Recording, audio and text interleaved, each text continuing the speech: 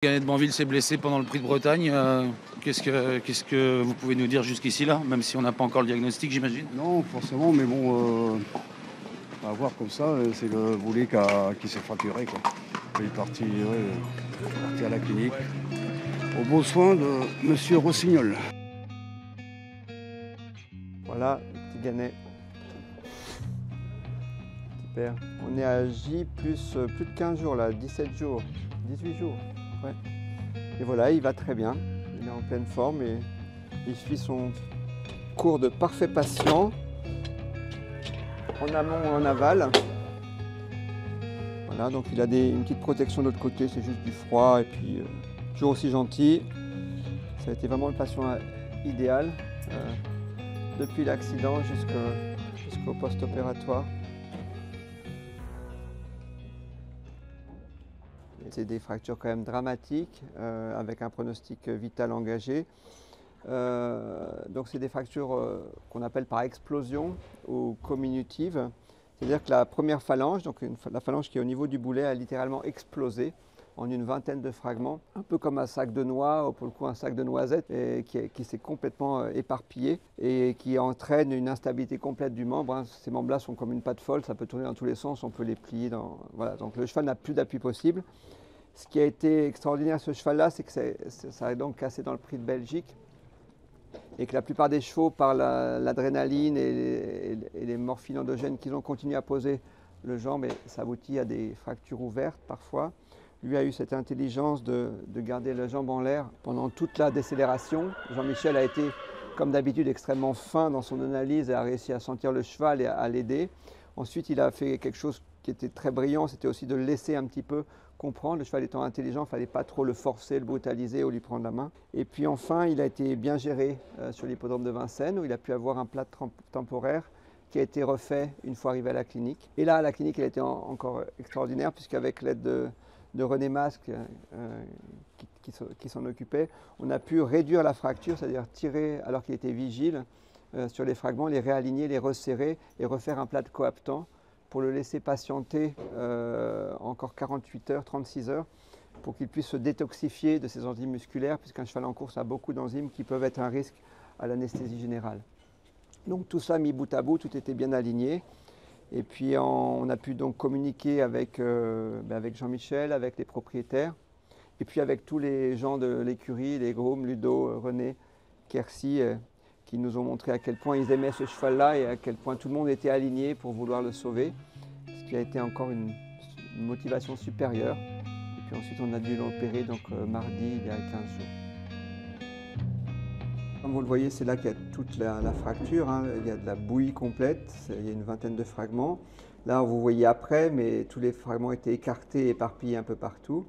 Et donc, comme on ne peut pas reconstruire cette région-là, on a bloqué, ponté cette fracture avec de multiples vis en dessous et au-dessus pour bloquer l'os dans la bonne conformation, dans la bonne direction. Et puis on a également fusionné ces deux articulations ici pour faire littéralement un double pontage et permettre l'appui.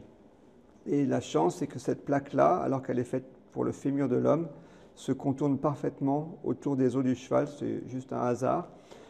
Et cette zone-là est la zone la plus solide du cheval, puisque c'est l'insertion du fléchisseur superficiel, du perforé.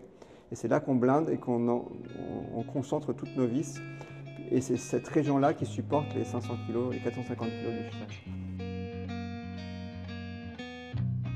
C'est une opération qu'on a l'habitude d'effectuer. C'est une opération qu'on a développée ici à la clinique avec l'aide de chirurgiens humains et de chirurgiens américains il y a maintenant presque 5 ans.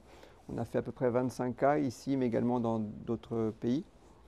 Elle est très standardisée, mais ce n'est pas pour ça qu'elle reste très délicate. Elle consiste simplement à faire un double pontage, c'est-à-dire à laisser la bouillie en place sans y toucher, juste réaligner la forme de la patte, essayer de la réaligner dans l'axe, mais avec une bonne courbure pour que les deux jambes soient de même hauteur. Et ensuite, on va juste glisser une plaque sous la peau et sous les tendons, et puis bloquer avec des vis en amont, au-dessus et en dessous, pour ponter et laisser ces fragments-là cicatriser tout seuls, en fait.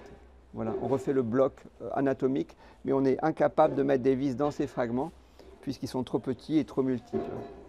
malgré la bouillie osseuse de sa fracture, il pose très très bien. Ce qui est essentiel en fait, pourquoi c'est essentiel? Parce qu'un cheval ne peut pas soulager un membre fracturé parce qu'il va faire une fourbure de l'autre côté. Et le fait que grâce à la construction, on ait pu restaurer un appui complet est le garant d'un bon confort de l'autre côté et d'une absence de fourbure.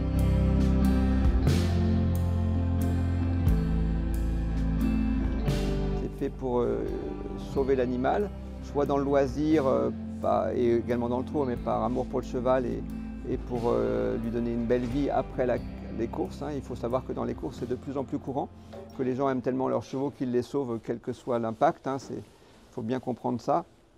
Et puis également, sur des chevaux comme ça, ou sur l'Hollywood, des carrières de reproducteurs, donc des talons ou de juments, ça leur permet de faire cette activité-là. Mais par contre, évidemment, ces chevaux ne peuvent pas recourir. Là, on a juste le retrait des points qu'on effectue comme une nouvelle chirurgie avec toute la stérilité. Il faut savoir que les risques majeurs de ces chirurgies-là sont l'infection, parce qu'on n'a pas de protection musculaire comme nous sur notre bras. On n'a rien et donc les antibiotiques ne peuvent pas bien diffuser. Et ensuite, les chevaux ont sur leur peau des bactéries qui peuvent passer après la chirurgie par la peau, puisque sur leur peau, il y a plein de bactéries résistantes. Et pour cette raison-là, on gère la peau et la plaie au retrait des points de manière très rigoureuse. Et puis ensuite, il va rester plâtré encore un petit moment. Et puis dans un deuxième temps, on va le déplâtrer assez rapidement. Et puis ensuite, on va essayer de parer et avec l'aide du maréchal, lui donner une ferrure qui va lui permettre de bien se déplacer, sachant que comme il a les deux articulations fusionnées, il faudra bien aider l'articulation qui lui reste, qui est l'articulation du pied, pour qu'il puisse se déplacer convenablement.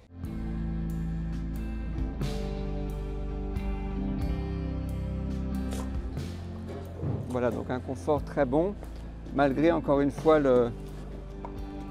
l'aspect extrêmement sévère de la fracture. Alors, il n'est pas encore sauvé, c'est important de savoir.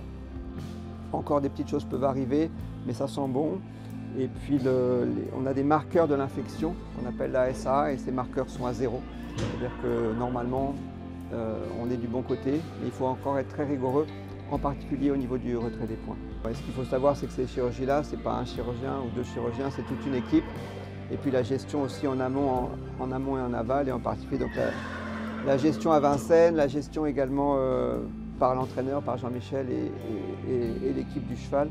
Et enfin toute mon équipe quand même, l'anesthésiste en particulier, puisque c'est des anesthésies qui sont longues. Le cheval est resté endormi en 3 heures de chirurgie, mais 3 ou 4 heures d'anest, ça fait 7 heures, c'est des challenges.